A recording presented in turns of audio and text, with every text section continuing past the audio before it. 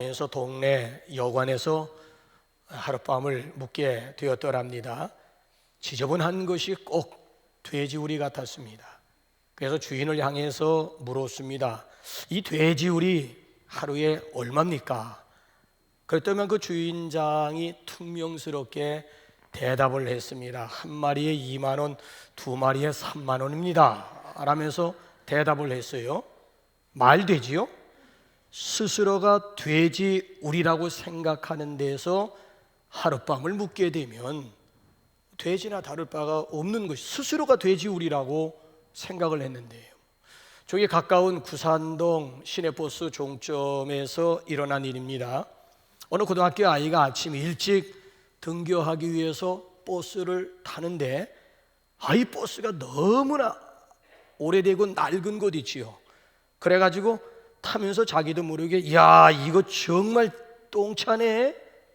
그러면서 이제 버스에 올라서 맨 뒷좌석에 가서 앉았습니다. 아저씨, 이 버스 언제 출발해요?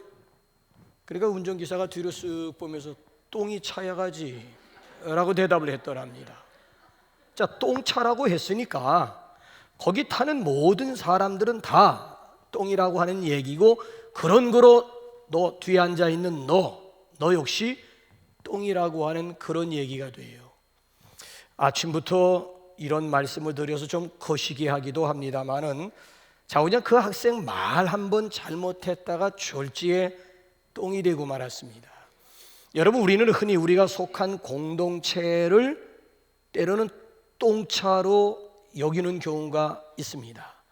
자, 똥차로 여기는 그 역시 똥이라고 하는 사실을 알아야 됩니다.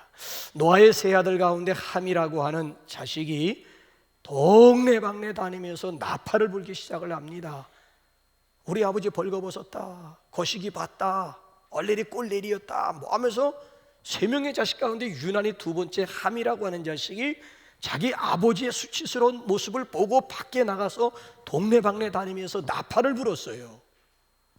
여러분, 한번 생각해 보세요. 이거야말로 스스로가 누워서 침뱉기 아니겠습니까? 가정 공동체인데 공동체 안에서 그 부끄러운 일이 있으면은 어떻게, 여러분, 정상적인 생각을 가진 사람이라면 어떻게 처신해야 되고 어떻게 대처해야 되겠습니까? 그걸 그래 밖에 다니면서 우리 아버지 벌거벗고 누웠다. 예? 그러니까 이게 스스로, 자, 그렇게 이야기하면 자기 스스로가 높아지는 것도 또 자기는 나아지는 것도 아니잖아요. 같은 공동체인데 자기 얼굴에, 누워서 자기 얼굴에 침 뱉는 격이나 전혀 다를 바가 없지 않겠습니까? 자, 우리는 어차피 한 버스를 탔다고요. 사고가 나서 죽어도 같이 죽을 것이고 살아도 같이 살 것입니다. 나만은 예외요, 별개라고 생각할 문제가 결코 아니더라고 하는 얘기예요. 그렇기 때문에 우리는 내가 소속되어져 있는 공동체가 가정이든 셀이든 교회든지 간에 내가 소속되어져 있는 공동체의 건강함, 공동체의 아름다움을 위해서 우리 함께 노력을 해야 될 것입니다. 왜냐하면 공동체의 축복이 곧 내 축복이 될 수가 있고, 공동체의 건강이 곧 나의 건강이 되기 때문입니다.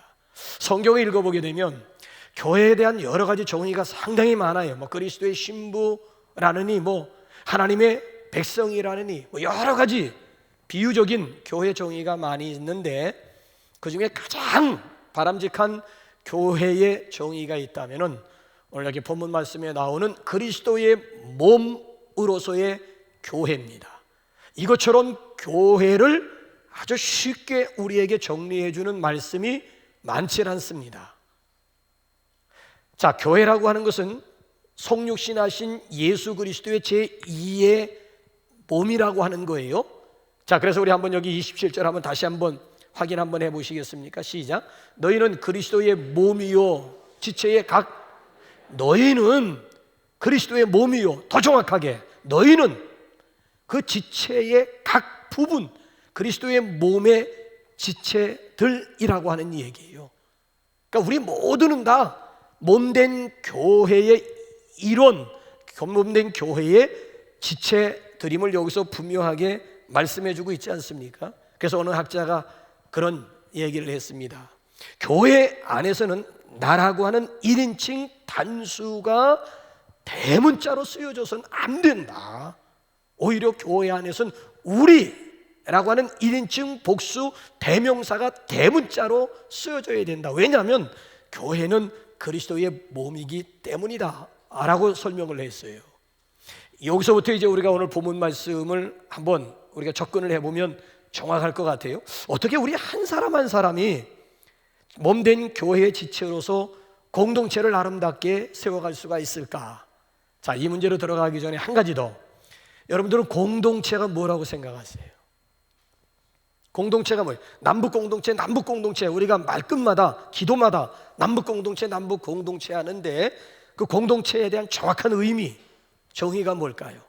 아니, 성경적으로 공동체의 정의를 이야기하라고 한다면 어떻게 우리가 이야기할 수가 있을까요? 26절입니다. 우리 한번 26절 한번 다시 한번 보실래요? 시작. 만일 한 지체가 고통을 받으면 모든 지체가 함께 고통을 받고, 한 지체가 영광을 얻으면 모든 지체가 함께 즐거워. 이게 공동체의 정의라는 거예요. 어느 한 지체가 고통받으면 모든 지체가 다 함께 고통을 받고, 한 지체가 영광을 얻으면 모든 지체가 함께 영광을 얻으면서 즐거워하는 것, 이게 공동체라는 거예요. 또 다른 성경적인 구절을 찾아보라고 한다면 로마서 12장 15절입니다. 즐거워하는 자와 함께 즐거워하고 우는 자와 함께 울라. 이게 공동체예요. 그렇게 쉽게 말씀드리면 네가 있으므로 내가 있고 네가 없으면 내가 없다. 네가 아프면 나도 아프고 네가 기쁘면 나도 기쁘다. 이게 소위 말하면 공동체에 대한 정확한 정의가 되겠습니다. 이게 얼마나 여러분 중요한 거예요. 그러니까 저는 시피족의 그 슬로건이 마음에 들어요. 그대는 나로 인해 행복하시오. 나는 그대로 인해 행복하겠소. 비록 시피족의 슬로건이긴 하지만은 여러분 그 말 의미가 얼마나, 그대는 나로 인하여 행복하시오. 나는 그대 때문에 행복하겠소. 얼마나 좋은 말이에요. 그러니까 저를 떠나서는 나를 생각할 수가 없다라고 하는 얘기예요. 그냥 상대방을 통해서 우리는 행복하도록 하나님께서 그렇게 창조하셨다는 것입니다. 왜?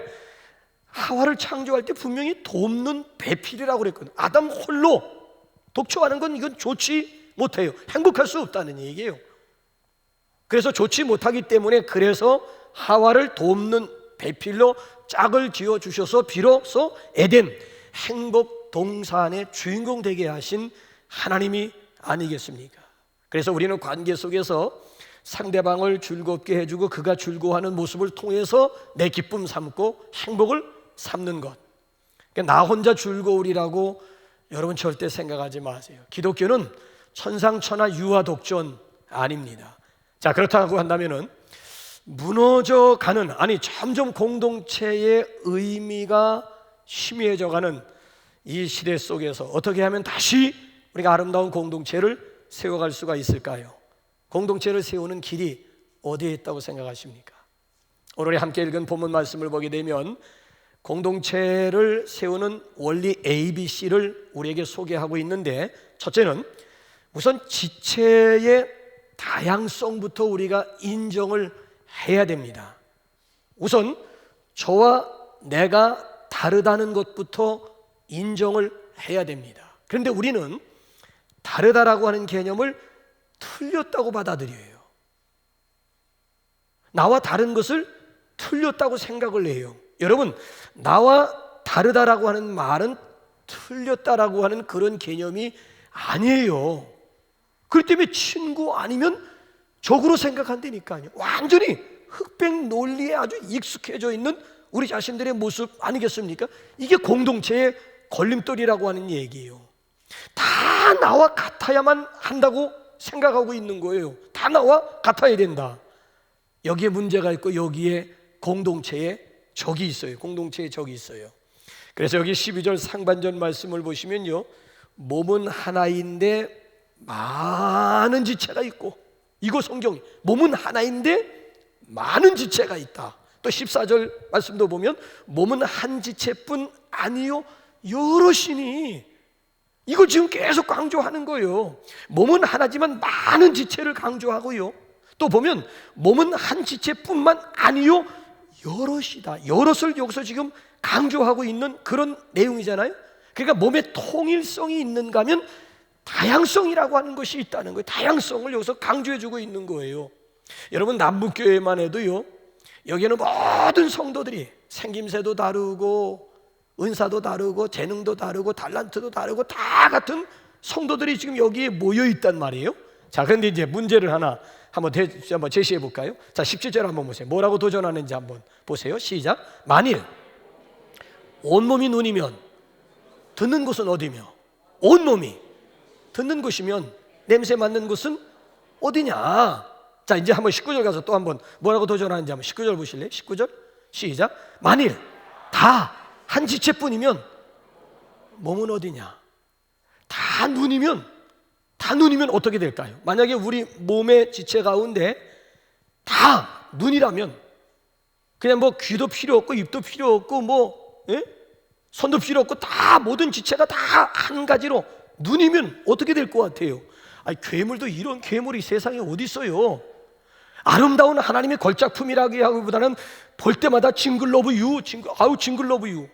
그렇잖아요. 앞뒤로 위아래로 다 눈들이라면 다 한 가지 지체, 다 똑같은 지체들 뿐이라면, 아니 이것처럼 뭔 아름다움이 무슨 걸작품이라고 할 수가 있겠어요? 그것처럼 흉한 괴물도 이런 괴물이 세상에 어디에 있겠느냐는 거예요. 그런데도 유감스럽게도 우리는 다 한 지체가 나와 똑같이 바란다는 얘기예요.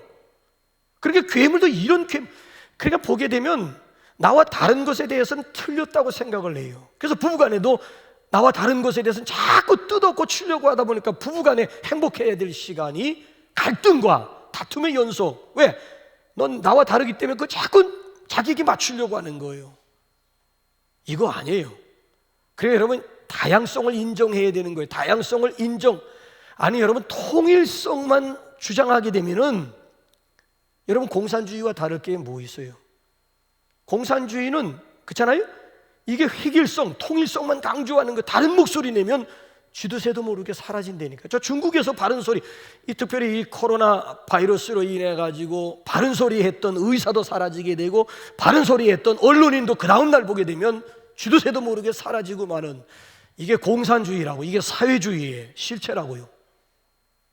친구 아니면 적이라고요. 내 편 아니면 다 적으로 다 간주를, 이 무섭다니까요. 근데 민주주의는 그런 게 아니에요. 민주주의는 다양한 성 속에서 조화를 추구하는 거예요. 얼마든지 다른 목소리 낼 수 있는 거예요. 어떻게 한 목소리만 내라는 얘기입니까? 다양성. 그래서 오늘 여기 성경 말씀도 보게 되면 정말 진정한 공동체가 세워지기 위해서는 우선 다양성부터 인정을 해야 된다라고 하는 얘기. 그런 공동체가 건강한 공동체요, 그런 공동체가 아름다운 공동체가 될 수가 있다는 얘기예요. 여러분, 실제적인 면으로 한번 접근해 보세요. 음악을 듣더라도 모노보다는 스테레오, 돌비 사운드로 듣는 것이 더 진한 감동을 느낄 수 있는 것 아니겠습니까? 아니, 색도 단색보다는 일곱 색깔 무지개가 더 아름다운 것 아니겠어요? 아니, 꽃을 여러분 보더라도 단색보다는 들에 있는 무수한 여러 가지 들꽃들, 아름답게 조화를 이루고 있는 들꽃들이 사실은 더 아름다운 것 아니겠습니까? 그렇기 때문에 우리는 다양성 속에서 조화를 추구하는 공동체, 그 공동체가 바로 건강한 공동체라고, 다양성부터 인정을 해야 돼요. 그렇기 때문에는 우리가 여기서 다양성을 추구할 때는 상대방에 대해서 우리가 열린 마음이 필요해요. 저렇게 생각할 수도 있겠구나. 그럴 수도 있겠구나. 이래야 되는 거예요. 너 왜 그렇게 생각하니? 너 왜 그런 말? 너 왜 why 그러면 안 되고, 그럴 수도 있겠구나. 그래, 네 입장이면 충분히 그렇게 생각할 수도 있고 그렇게 말할 수도 있고. 세론들 간에도 이것만 인정하기만 하면 충돌 일으킬 필요가 없는 거예요. 근데 저 사람은 왜 자꾸 입만 열면 저딴 소리만 하는 거야? 서로 막 공격을 하다 보니까 고슴도치 모양, 멀리 갈 수도 없고 가까이 갈 수도 없고 막 이래가지고 막 갈등을. 아니에요. 공동체 속에서도 여러분, 다양성을 인정하기만 하면, 그래, 얼마든지 그렇게 생각할 수도 있고 얼마든지 네 입장이면 그런 액션을 취할 수도 있겠다. 그랬구나, 그럴 수도 있겠구나. 얼마든지 수용할 열린 마음이 필요하다니까요. 이래야지 공동체가 세워지는 것이고요. 자, 또 한 가지, 두 번째 원리는요, 지체의 창조성을 인정해야 됩니다. 자, 여러분들은 공동체를 무너뜨리는 가장 무서운 적이 무엇이라고 생각하세요? 비교의식입니다. 여러분, 소그룹 속에서 여러분 서로 비교를 하게 되면은 반드시 둘 중에 하나의 함정에 빠지게 되어 있습니다. 둘 중에 분명히 하나일 거예요. 첫째, 자, 비교하게 되면 우선 열등의식, 열등감에 빠지게 되어 있습니다. 자, 우리 한번 여기 15절 상반절, 16절 상반절 보세요. 잠깐 뭐를 비교하는지 한번 보세요. 결과가 뭔지 한번 보세요. 시작. 만일 발이 이르되 나는 손이 아니니 몸에 붙지 아니하였다. 자, 그 다음에 또 보세요. 시작. 또 귀가 이르되 나는 눈이 아니니 몸에 붙지 아니하였다. 가만히 한번 보세요. 발이 지금 뭐와 비교한 거예요? 지체들 속에서 발이 지금 누구와 비교한 거예요? 손과 비교한 거예요. 비교해 보니까 열등감에 스스로가 나는 지체가 아니로구나. 나는 몸에 붙지 않았구나. 자, 또 이번엔 귀가 지체들 가운데 누구와 또 비교를 했어요? 눈과 비교했어요. 눈은 몸의 등불이라고 그랬잖아요. 자, 감히 이 귀가 눈과 비교를 해보니까 스스로 또 열등감이 든 거예요. 나는 몸에 붙지 않. 보십시오. 이렇게 지체들 간에 서로 이렇게 비교를 하게 되면은 뭐 지체라느니 아니라느니 몸에 붙었느니 아니라느니 자우전 여기 보면 별소리 지금 다 나오고 있지 않습니까? 아니, 여러분 한번 가만히 한번 보시려니까 이게 열등의식이에요. 그래서 우리 실제적으로 우리 이렇게 공동체 내에도 가만히 보게 되면은 아무개와 나를 비교하면서 나는 아무개 집사님처럼 노래도 잘 못해. 나는 아무개처럼 전도도 잘 못해. 나는 아무개처럼 새벽 기도도 못 사. 나는 아무개처럼 하나님 앞에 힘껏 헌신도 못해.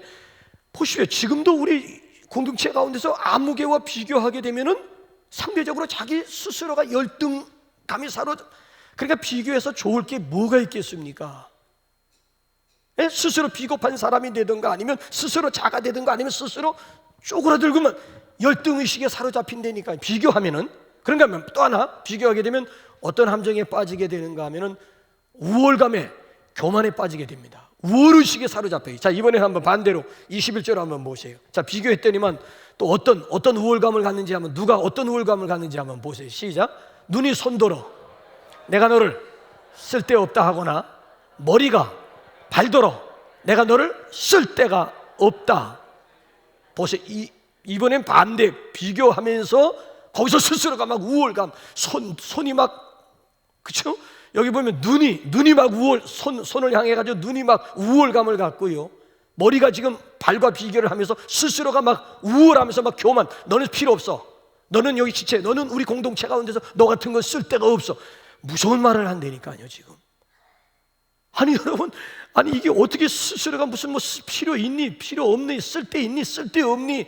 이게 다 어디서 오는 결과인가 하면은 비교하면서 오는 우월감 때문이었다라고 하는 얘기예요. 여러분, 하나님께서 원하시는 것은 스스로 비겁해지고 열등의식에 사로잡히는 것도 하나님께서 원하지 아니하시고요. 또 스스로 비교해가지고 우쭐하면서 교만해지는 것조차 하나님께서는 원하시지 않는다는 얘기예요. 그런데 참 유감스러운 것은 일찍이 맥스웰 말치라고 하는 사람이 그런 고백을 했습니다. 현대인들 가운데 95%가 열등감이라고 하는 질병에 걸려 있다라고 진단을 했어요. 현대인들 95%가 열등감이라고 하는 질병에 걸려 있다. 그 원인이 무엇인 줄 아십니까? C.S. 루이스 박사가 지적을 했어요. 악마가 우리 인간을 파괴하기 위해서 사용하는 가장 강력한 무기가 있다면은 그것이 바로 열등의식이라고 하는 무기라고 그랬어요. 이 악마가 사람을 무너뜨리고 사람을 파괴하는 가장 강력한 무기가 스스로, 그죠? 비교의식만 집어넣으면, 열등의식만 집어넣게 되면 끝난다라고 하는 얘기래요. 그렇기 때문에 우리는 남과 나를 비교함으로써 절망도 교만하지도 말 것입니다. 오히려 나는 손으로서, 나는 팔로서, 나는 눈으로서, 나는 귀로서 내 역할, 내 본분만 다 하면 되는 거예요. 자, 이걸 가리켜서 독특성 또는 창조, 그러니까 비교의식을 우리가 무엇으로 극복할 수가 있는가 하면 창조의식으로 극복할 수가 있다는 거예요. 나는 하나님의 형상대로 지음받은 소중한 존재임을 자각하고 저도 내 안에 계신 주님은 저 상대방 안에도 주님이 계시다라고는, 저도 독특하게 하나님의 형상대로 지음받았다라고 인정을 하기만 하면, 그러니까 이 비교 의식을 창조 의식 가지고 얼마든지 극복해 나갈 수가 있다는 거예요. 어느 날 목공소에서 연장들끼리 싸움이 벌어졌답니다. 서로 자기가 제일이고 너는 필요 없다느니, 쓸모 없다느니. 그래서 막 자를 향해서 공격합니다. 너는 밤낮 재기만 하냐? 재는 거 외에 네가 할 수 있는 게 뭐야? 그랬더니 이번에 톱을 또 공격하기 시작. 너는 밤낮 쓸어대기만 하느냐? 이 쓸모없는 놈. 막 하면서 또 공격을 합니다. 이번에 또 대패를 향해서 공격합니다. 너는 밤낮 깎기만 하냐? 너는 깎아내리기만 하냐? 그랬더니 이번에 또 망치를 향해서 공격합니다. 너는 맨날 때려박기만 하냐? 너는 때려부시고 너는 때려박는 게 전공이냐? 뭐 하면서 막 공격을 합니다. 자, 이제 목수가 점심 식사를 다 끝내고 목공소 안으로 들어오더니만 자를 가지고 재고, 그 다음에 톱을 가지고 자르고, 그 다음에 대패질을 하고, 그 다음에 망치로 못을 바꾸어서 아름다운 멋진 강대상을 만들더라고 하는 얘기예요. 여러분, 목공소 안에 있는 이 연장들, 쓸모없는 연장들이 뭐 쓸모없으면 모르고 만들어 놨겠어요. 자, 연장들끼리 서로 비교하면서 내가 뭐 높으냐 내가 높으냐 뭐 옥신각신 알 수 있을는지 모르지만, 목수 손 안엔 다 필요한 연장들이고 다 필요한 도구들이라고요. 그러니까 우리는 다 하나님의 손 안에 있는 도구요 연장임을 알아야 됩니다. 그러니까 나는 나대로 필요하고 너는 너대로 필요하다라고 하는 이런 의식. 77억의 인구 가운데서 얼굴은 고사하고 여러분이 손가락 하나 똑같은 사람이 하나 77억. 그 많은 사람 중에서 이 손가락이 지문이지, 이 지문 이거 그냥 동그라미 그냥 몇 개 거누면 끝나는 것 같지요. 글쎄 77억의 인구 가운데 이 지문 똑같은 사람 단 한 사람도 없다니까요. 그러니까 하나님께서는 정말 우리 인간은 하나님의 걸작품, 작품 중에서도 최고의 걸작품이라니까요. 왜? 아니 글쎄 이 지문 하나 77억의 인구를 그렇잖아요, 만드신 창조하시는 데 있어서 지문 하나 똑같은 사람이 없을 정도로 그만큼 독특하다니까요. 그러니까 우리가 이 공동체 가운데서 빠질 수 있는 우월감이라든지 아니면 비굴함을 어떻게 극복할 수가 있는가 하면, 나는 하나님의 형상대로 지음받은 유일한 존재, 나는 창조, 하나님의 창조의 걸작품이라고 하는 이런 의식 가지고 있을 때에 나를 소중하게 생각했을 때 상대방을 소중하게 생각하고 상대방을 세워줄 수가 있어요. 여기에 바로 공동체를 우리가 건강하게 세워가는 길이 있고요. 마지막 세 번째로는 우리 지체의 이번엔 상호성을 인정할 수가 있어야 됩니다. 자, 무슨 얘기인지 한번 25절 한번 읽어볼래요? 25절 시작. 몸 가운데서 분쟁이 없고 오직 여러 지체가 서로 같이 하여 돌보게 하셨느니라. 자, 하나님은 지체들끼리 서로 옥신각신하면서 싸우는 것을 원치 아니하세요. 오히려 마음을 같이 해서 서로 돌아보아 주는 것. 자식을 여러 명 두면 부모의 기쁨은 형제들 간의 우애 좋은 것처럼 부모의 낙이 없고 부모의 행복이 없어요. 근데 많지도 않은 형제들이 막 서로 막 시기하고 질투하고 모이기만 하면 막 으르렁거리면서 싸운다면은 이것처럼 부모 입장에서 괴로운 일이 없습니다. 하나님은 당신이 지은 모든 지체들이 서로 돌아보면서 상호 협력하기를 하나님께서 기대하신다라고 하는 이야기지요. 이거 굉장히 아주 중요한 것이지요. 자, 한 지체가 고통을 당하면 많은 지체도 다 함께 고통을 느끼도록, 한 지체가 영광을 누리면 모든 지체가 다 함께 즐거워하며 기뻐하도록 하나님께서 그렇게 창조하셨다는, 서로 주거니 받거니 기브 앤 테이크로 하나님께서 창조해 주셨다는 얘기예요. 그럼에도 우리는 전혀 그런 생각을 하지 못할 때가 많아요. 오히려 저를 죽여야 내가 산다고 생각해요. 상대방의 불행이 나의 행복이라고 생각하는 경우가 얼마나 많아요. 마치 동물의 세계에 보게 되면 약육 강식 아니면 적자생존, 큰 물고기가 작은 물고기 잡아먹고 작은 물고기가 더 작은 물고기를 잡아먹는 경쟁 관계로, 그 약육 강식으로 받아들여요. 근데 우리 기독교는 전혀 그게 아니에요. 기독교는 약육 강식이 아니고 오히려 벌과 꽃과의 관계라고 할 수가 있습니다. 여러분, 벌에게 있어서 꽃이 절대적으로 필요하고요, 꽃은 벌이 절대적으로 필요해요. 그러니까 농약 쳐가지고 지금 벌이 죽어가니까 사람들이 지금 붓 가지고 지금 계속 인공 수정하느냐고 이거 다 벌이 하는 일이야. 그냥 나무 자체적으로 그냥 꽃만 피워주기만 하면 벌들이 이꽃 저꽃 옮겨다니면서 다 수정을 해줘가지고 아름다운 열매를 맺게 하는데, 그러니까 벌에게 있어서는 꽃이 절대적으로 필요하고 꽃에게 있어서는 벌이 절대적으로 저가 있어야 내가 있다라고 하는 얘기예요. 그러니까 우리에게 이런 의식이 있느냐라고요. 정말 저가 있어야 내가 있다라고 하는 이런 의식 있느냐고요. 나는 저의 몸의 일부분이라고 하는 그런 의식만 가지고 있으면요, 공동체가 달라질 수가 있고 관계가 달라질 수가 있다. 상대방을 보는 눈부터가 달라질 수가 있다라고 하는 이야기예요. 우리나라 민속놀이 가운데 널뛰기라고 하는 게, 이제 요즘엔 널뛰기를 좀 민속촌에나 가야 볼 수가 있지. 옛날에는 명절 때만 되면 뭐 널뛰기, 저는 어렸을 때 잘하면서 널뛰기 하면서 자란 세대예요. 자, 미안하지만 여러분들 가운데 널뛰기 해보신 분들만 조용히 한번 손 좀 한번 들어보세요. 널뛰기가 뭐라고 지금 극소수예요. 1부도 2부도 마찬가지예요. 널뛰기가 뭔지를 몰라요. 널뛰기 또 해본 사람도 그것도 처음에다가 또 이거 코 깨진다고. 그러니까 여러분, 널뛰기라고 하는 걸 보면 조상들의 지혜가 담겨 있고 조상들의 그 아름다운 마음씨가 그 놀이문화 속에 감춰 있는 거예요. 여러분, 널뛰기라고 뛰면은 상대방이 그대로 공중으로 점프가 되는 거예요. 그러니까 그 속에 담겨져 있는 지혜 아니면 조상들의 철학이라고 하는 것이 뭐예요? 나 때문에 내가 높아져라. 나 때문에 내가 높이 올라가라. 나 때문에 내가 도와줄 테니 너 잘 되라. 이게 글쎄 널뛰기 문화 속에 담겨져 있는 조상들의 지혜예요. 철학이라니까요. 나 때문에 내가 높이 올라가라는, 내가 쾅 밟아주면 상대방이 나보다 더 높이 올라가는 거예요. 나는 이런 의미에서 스포츠 중에서도 정말 우리 그리스도인다운, 우리 그리스도의 정신이 담겨져 있는 그런 스포츠는 뭐가 있을까라고 한 주간 동안 생각해 보니까 볼링인 것 같아요. 볼링. 이런 볼링이라고 하는 것은 같이 이제 나하고 이제 친구와 같이 가서 이제 볼링을 치는데, 이놈하고 내가 평상시에 굉장히 경쟁 관계예요. 야, 볼링 치러 가자. 볼링 치러 갔어요. 내 친구가 그대로 던졌는데 스트라이크.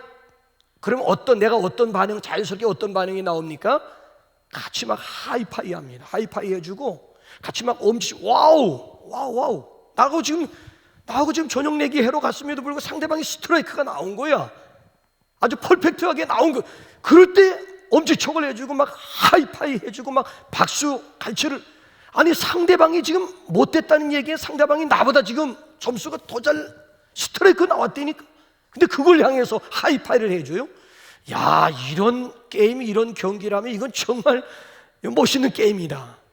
미안하지만 정말 못된 게임이나 못된 경기 같은 거는 상대방 잡아먹는 거 있죠. 잡아먹는 거. 잡아먹기 좋아. 더군다나 막 상대방을 막 골려주는 게임이 있죠. 더구나 막 킥복싱 같은 건 어떨까요? 그리스도인과 킥복싱 어떨까요? 상대방에게 막 발길질하고 막 상대방이 얻어 터져가지고 막 피를 흘리면서 쓰러졌을 때 막 쾌재를 부르고 막 신나가지고, 아니 상대방 발길질하고 막 그냥 주먹질해가지고 상대방을 넉다운 시키고 거기서 막 희열을 느끼면서 막 쾌재를 부르는, 야, 이것도 이게 우리 그리스도인.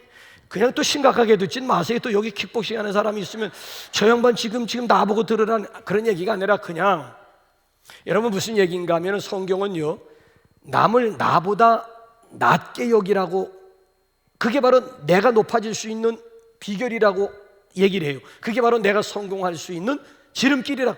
그러니까 뭘 얘기하려는 거면, 우리는 서로 지금 상호예요. 이거 서로 도우면서 그러면서 살아가게끔 운명 지어진 그런 존재들이라고 하는 얘기.